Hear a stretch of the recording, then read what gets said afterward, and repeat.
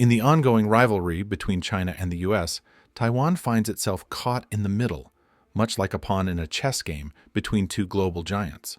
On one hand, the U.S. officially recognizes the One China policy, yet it continues to arm Taiwan, escalating tensions between the superpowers. But what happens if the U.S. continues pushing Taiwan toward independence? Professor Kishore Mahbubani, former president of the UN Security Council, offers some fascinating insights that could help us better understand this delicate situation.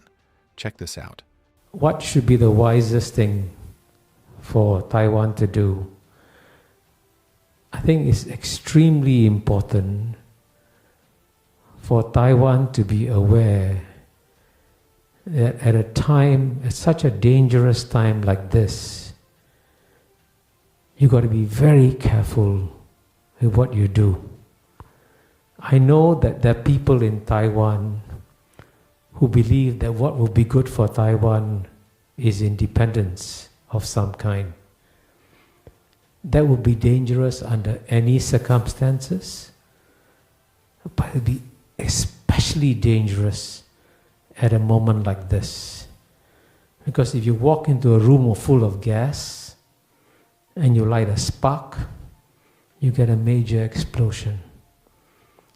So people who are pushing for independence have to understand the dangers.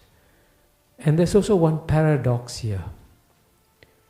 The goal of pushing for independence is to have greater freedom of action, to be able to do more things that you think you can do if you're independent.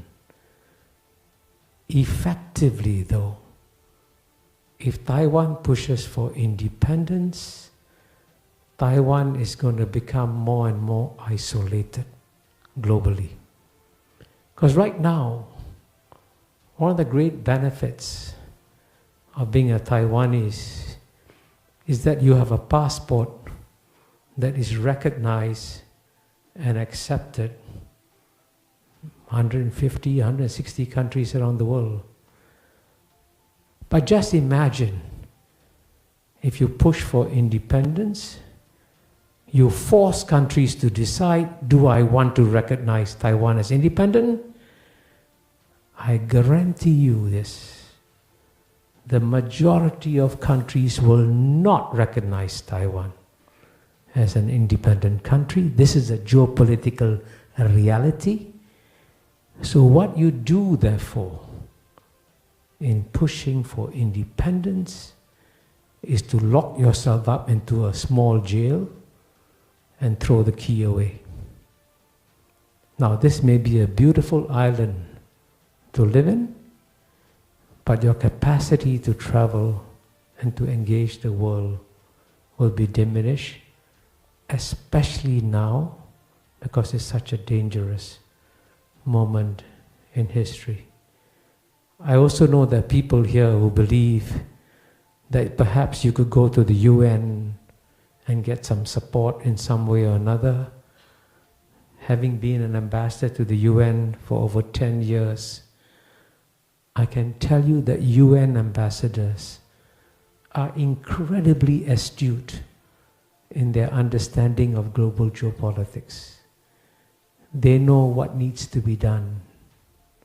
And they also know, many of them, if you force them to make a choice between China and Taiwan, there is no choice for them. Their ties with China have gone up by leaps and bounds, right? Take trade between China and Southeast Asia. In the year 2000, trade between US, China and ASEAN was only $40 billion in 2000. By 2022, it had become $975 billion, almost $1 trillion. Southeast Asian countries cannot sacrifice $1 trillion in trade. A country like Brazil, that's far away. Let's take a quick pause. If you're enjoying our content, please consider hitting the like button. We'd also love to hear your thoughts. Feel free to leave your feedback in the comments.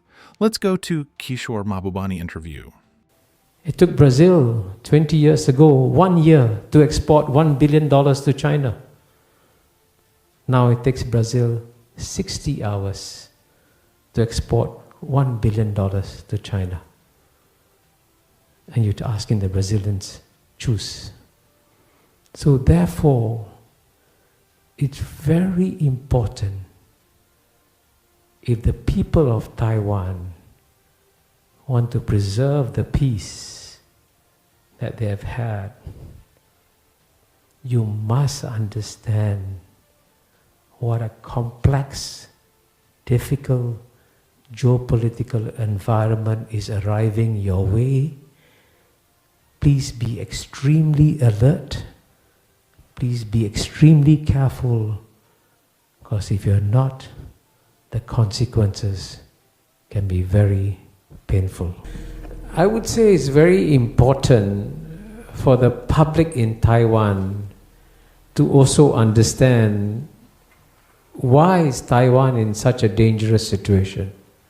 The people must understand this, and some effort must be made to educate them, because what is tragic here is that it's so easy to avoid war in Taiwan. Very easy, right? Keep the status quo. But why risk it then?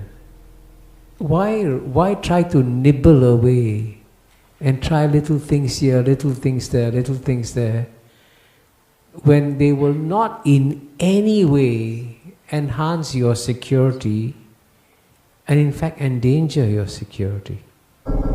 So Taiwan needs to exercise a tremendous amount of strategic discipline and being extremely careful if you want to preserve the peace here. But the people must be aware of it. So the people must also be told. And here the advantage we had in Singapore is that the founding generation of Singapore's leaders, and I discussed that in my memoirs, Living the Asian Century, Lee Kuan Yew, Goh Keng Swee, Rajaratnam, they were geopolitical geniuses. Geniuses. And that's how I learned so much from them. And they understood what you need to do, when you need to speak out, and when you need to keep absolutely quiet. Just say nothing. And quite often, in many diplomatic situations, saying nothing is the best thing to do. So Taiwan should therefore learn to take an extremely low profile and be very, very careful of people who fly here claiming they want to defend you. I mean, Nancy Pelosi did an incredible amount of damage to Taiwan.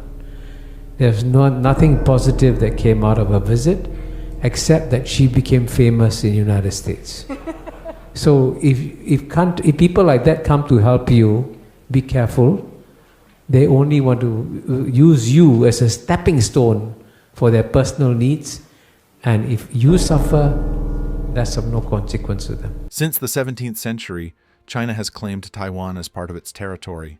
And even today, over 180 countries around the world recognize the One China policy, meaning they consider Taiwan to be part of China. Countries like the US, the UK, European nations, and even the Philippines acknowledge this policy. But here's where it gets tricky.